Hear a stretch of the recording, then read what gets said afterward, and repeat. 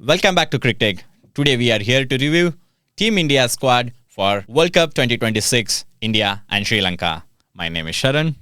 Today I am joined by Rupesh Atumuri and behind the camera, it's Hassan Ali. Let's not waste much time. Let's get into the business.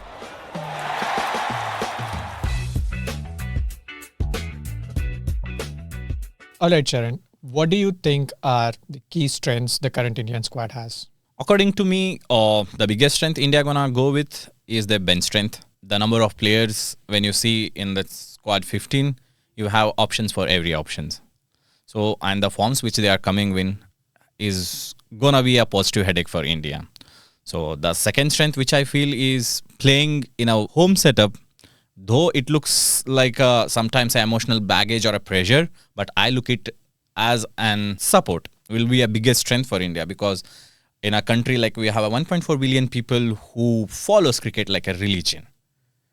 So whenever you are in a weak moments, you can see the World Cup 2024 when we required to defend 30 of 30 balls. It would be a great difficult task to defend 30 of 30. But when you have a such crowd strength who supports you in and out, even in a difficult situation, nobody is giving up. So this kind of support from India, playing in India will be huge. And in a stadiums like Ahmedabad and Mumbai, the opponent's gonna really watch for that. So that I consider as one of the strength. And another, if I need to say something about strength, is I can say currently India's batting strength. If you can look at the batting order, we have, if I start with Abhishek Sharma, Sanju Samson, if I play Ishan Kishan or Sanju Samson, it depends. So let's consider I'm playing Sanju Samson for a righty-lefty combination where Gautam Gambhir really loves. So then I have a Tilak Verma at 3, Sky at 4, and he's in red hot form. Recently concluded New Zealand series, he scored 242 odd runs. He was the highest run getter in that series and playing at a strike rate of 196 odd. And down the order, I have an Akshar Patel, Rinku Singh, I have a Shivam Dube and Hardik Pandya. If you just saw the today's warm-up match, he has scoring at the strike rate of 300 and somebody batting at the down order playing at 300 would be a great sense. And as I mentioned, Shivam Dube at the down the order will also have a higher strike rates even equal to the Abhishek Sharma. That to be precise, he also has 212 strike rate as equal as Abhishek Sharma. So the batting depth we have will be our biggest strength. And coming to the bowling, the variety of bowling options we have. We have a left arm orthodox in the name of Akshar. We have Chinaman in the name of Kuldeep. We have a lefty fast bowler in the name of Ashdeep. Then we have our all-time best Bumrah. I think we should be saying that we are blessed to have Bumrah with us. And one more thing, the mystery angle should be considered in an Indian bowling lineup. So Chakravarti gonna be playing for us. That will be our biggest strength. So when you look at the playing 11, this is how it looks like. I feel this will be our biggest strength with the playing 11 and the options we have. So playing in a home ground situations, these are the major strengths for India. So all these players that you mentioned with the batting depth down the order, they do have great hitting ability. But if the top order collapses, do you think they'll be able to absorb the pressure in the critical situations? I think yes. With the current squad, even if you look at like Sheikh Sharma, hit or miss, when he plays well, he's gonna win. There is nothing to do with it. What I really rely on when you don't have a Virat Kohli in your squad currently, who is filling that shoes? I see Tilak Verma.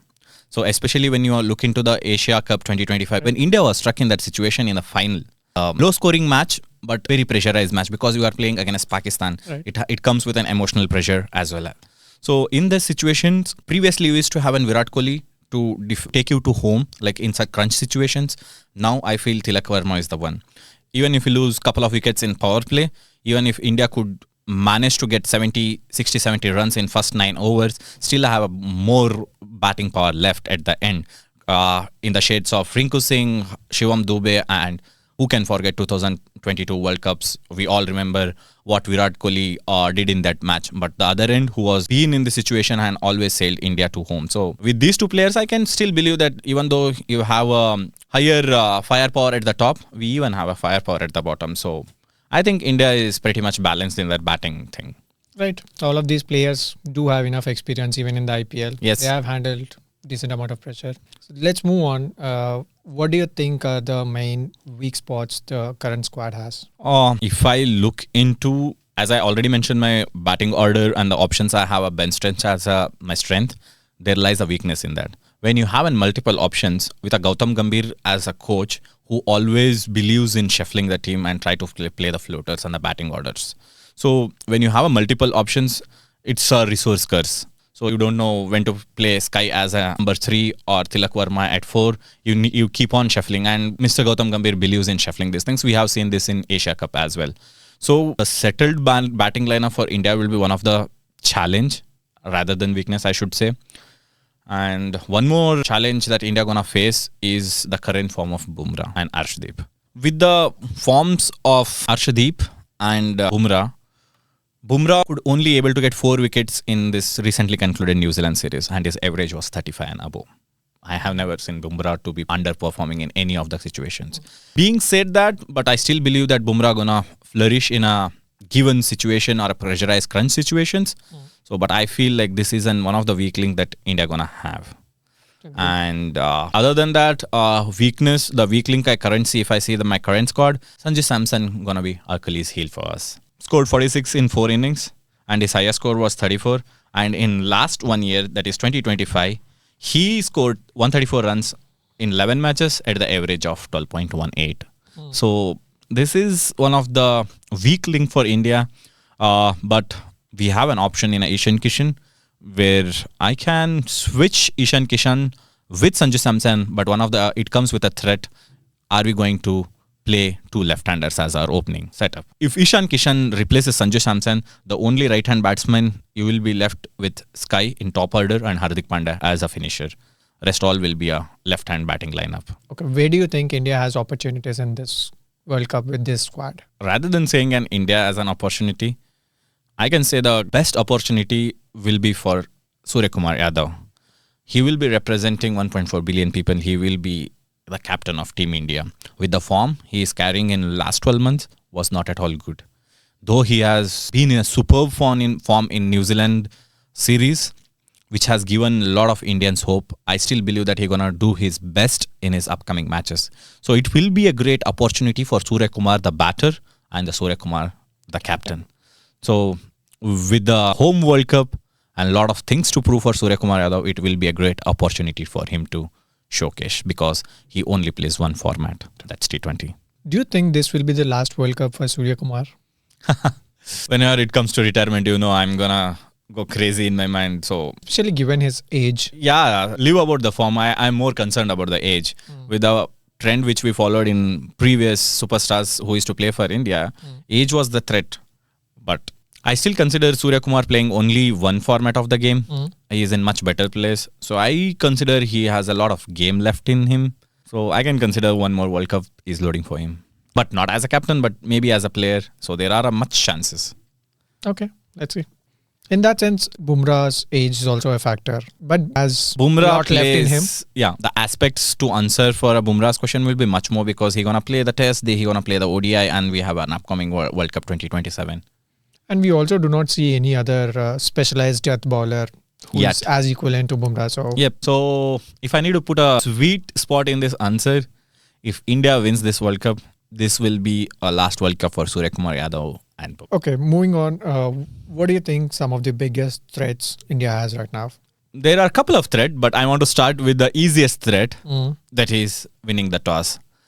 And when you are playing in a stadiums like Wankhede or Arun Jaitley Stadium, Delhi, with the amount of dew which comes in India in the evening matches will be a threat.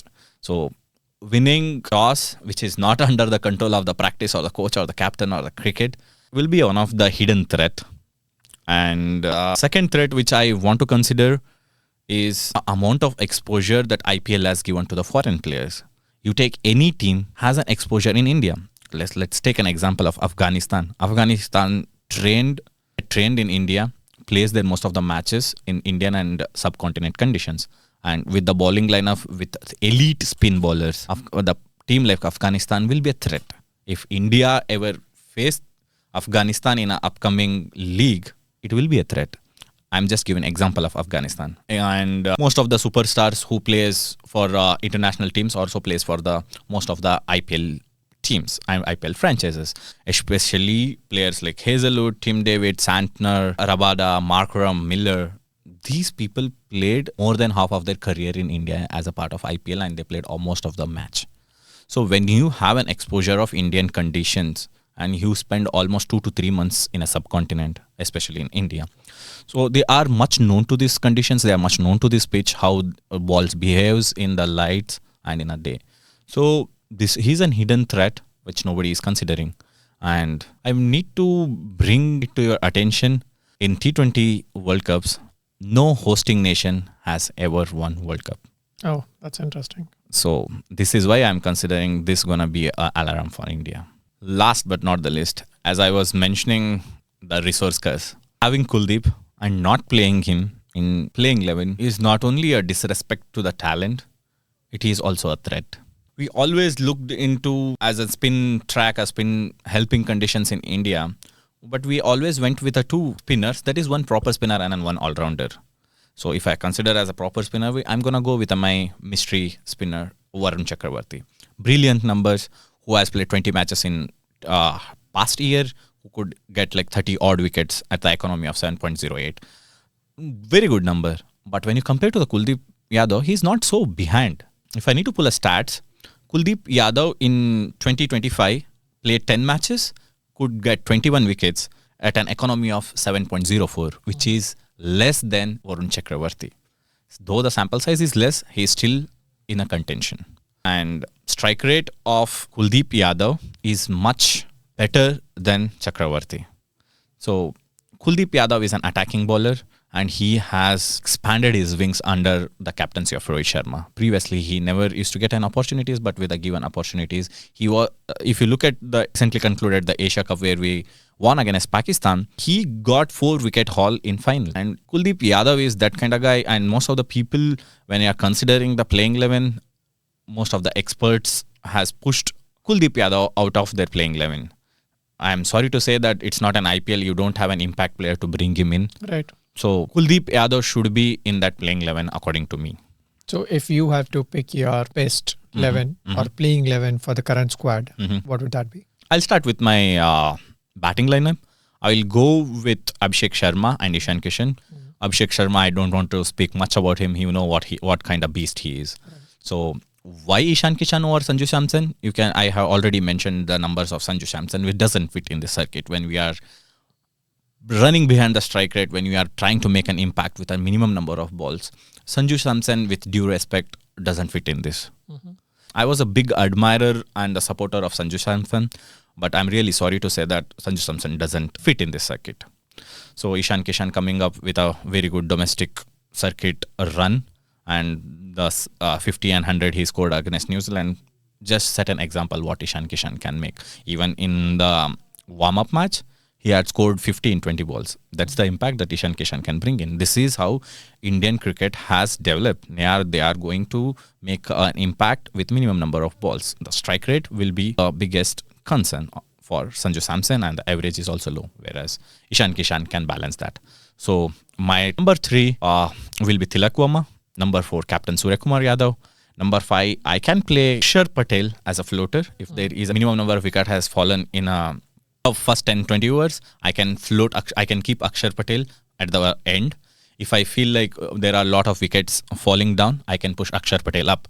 Example, T20 World Cup final against South Africa, Akshar Patel's that innings was one of the booster, because the partnership between Akshar Patel and Virat Kohli in that World Cup was a sublime partnership, because of which India could put some respective total on the board where they can believe that they can defend.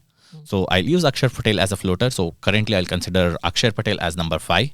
So I have Shivam Dube at 6, Hardik Pandey at 7, Kuldeep Yadav at 8, Arshdeep at 9, Chakravarti 10, Bumrah 11. This will be my playing 11.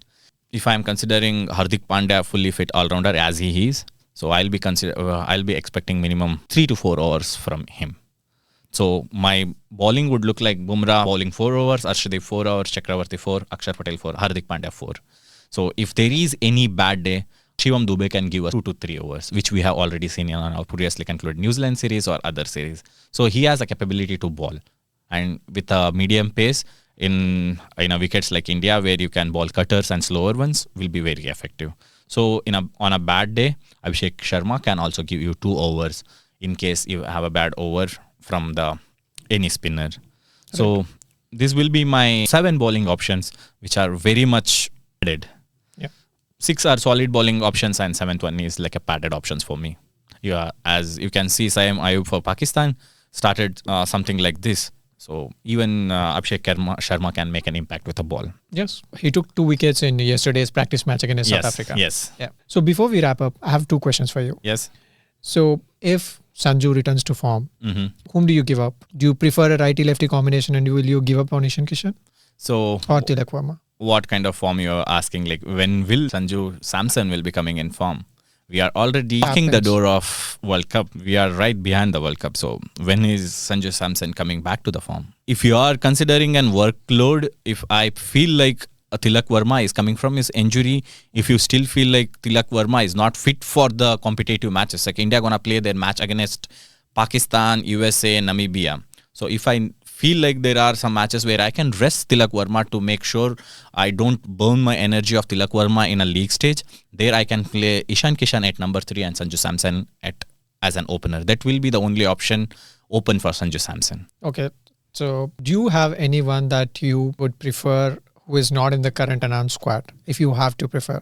Like I have seen someone saying that Yashasvi Jaiswal is a proper fit for the T20 squad. Mm-hmm. So do you have any other players you would bring in this squad? I know, like whatever the playing 11 or be the squad of 15, there will be a lot of thought process which goes through to select them. Me with a little bit of biasness, I would say Siraj would be the one. Siraj in recent last 3-4 years, the amount of growth he has made, the learning curve has been steep for him. He was been in a top contender for the purple cap in IPL. So Siraj turned beast in Gujarat Titans in recently concluded IPL. So Siraj would be a great backup for Bumrah. Like touchwood, injury concern for Bumrah are heavy. So if we miss out Bumrah, then I think Siraj is the one. All right then. Thank you for watching. We'll be doing reviews of other teams as well. Please do watch, comment and subscribe to our channel. We'll see you some other day, some other time. Take care. Bye-bye. Thanks for watching till the end. We are also available on Apple Podcasts, Spotify, Amazon Music, and on our social media platforms like TikTok and Instagram. Please do follow us and give your support.